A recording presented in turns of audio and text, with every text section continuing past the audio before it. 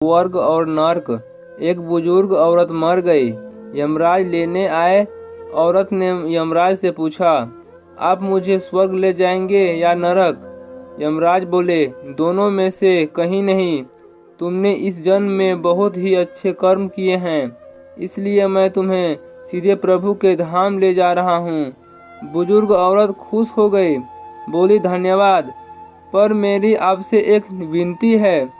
मैंने यहाँ धरती पर सबसे बहुत स्वर्ग नरक के बारे में सुना है। मैं एक बार इन दोनों जगहों को देखना चाहती हूँ।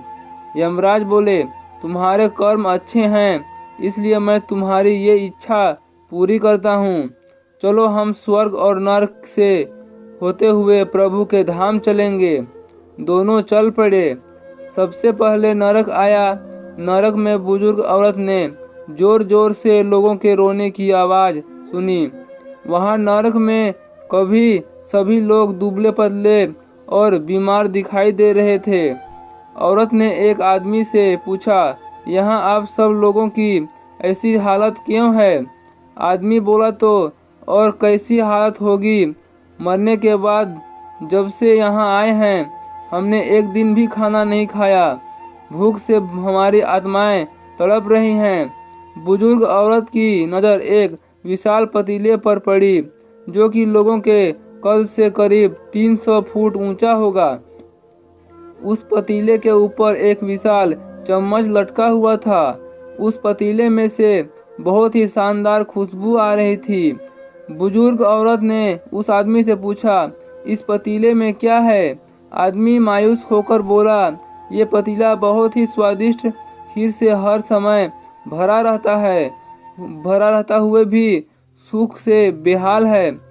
बुजुर्ग औरत ने हैरानी से पूछा, इसमें खीर है तो आप लोग पेट भर के ये खीर खाते क्यों नहीं? भूख से क्यों तड़प रहे हैं? आदमी रो रो कर बोलने लगा, कैसे खाएं? ये पतीला 300 फुट ऊंचा है, हमने से कोई भी इस पतीले तक नहीं पहुंच पाता। बुजुर्ग औरत को उन पर तरस आ गया। सोचने लगी, बेचारे खीर का पतीला होते शायद ईश्वर ने उन्हें यही दंड दिया होगा। यमराज बुजुर्ग औरत से बोले, चलो हमें देर हो रही है। दोनों चल पड़े। कुछ दूर चलते पर स्वर्ग आया। वहाँ पर बुजुर्ग औरत को सबकी हंसने खिलखिलाने की आवाज़ सुनाई दी। सब लोग बहुत खुश दिखाई दे रहे थे। उनको खुश देखकर बुजुर्ग औरत भी बहुत खुश हो गई। पर वहाँ स्वर्ग में भी बुजुर्ग औरत की नज़र वैसे ही 300 फुट ऊंचे पतीले पर पड़ी जैसा नरक में था।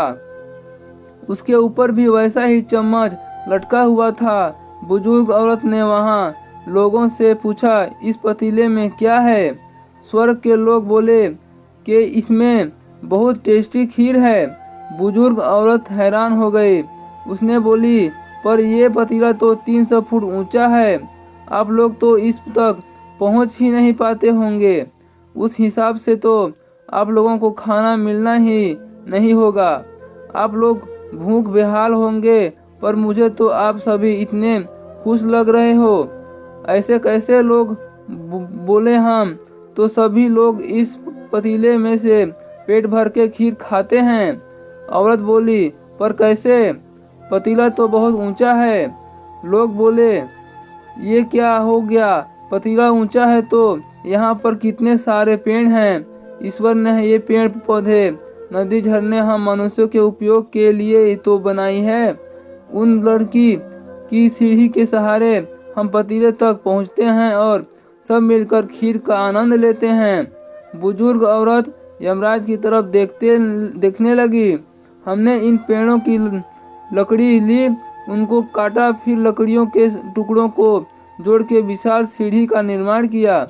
यमराज मुस्कुराए और बोले, ईश्वर ने स्वर्ग और नरक मनुष्यों के हाथों में ही सौंप रखा है। चाहे तो अपने लिए नरक बना ले, चाहे तो अपने लिए स्वर्ग। ईश्वर ने सबको एक समान हालातों में डाला है। उसके लिए उसके सभी बच्चे एक समान हैं। वो किसी से भेदभाव नहीं करता। वहाँ नरक में भी पेड़ पौधे सब थे, पर वो लोग खुद ही आलसी हैं। उन्हें खीर हाथ में चाहिए। वो कोई कर्म नहीं करना चाहते, कोई मेहनत नहीं करना चाहते, इसलिए भूख से बेहाल हैं। दोस्तों, ये ही आज का सुविचार है। स्वर्ग और नर्क आपके हाथ में है। मेहनत करें, अच्छे कर्म करें और अपने जीवन को स्वर्ग बनाएं। दोस्तों, हमें इस शिक्षाप्रद कहानी से क्या सीख मिलती है, कमेंट करके जरूर बताइएगा। चैनल पर पहली बार आए हैं तो लाइक शेयर सब्सक्राइब जरूर कीजिए। फिर मिलते हैं नए इंटरेस्टिंग स्टोरी के साथ।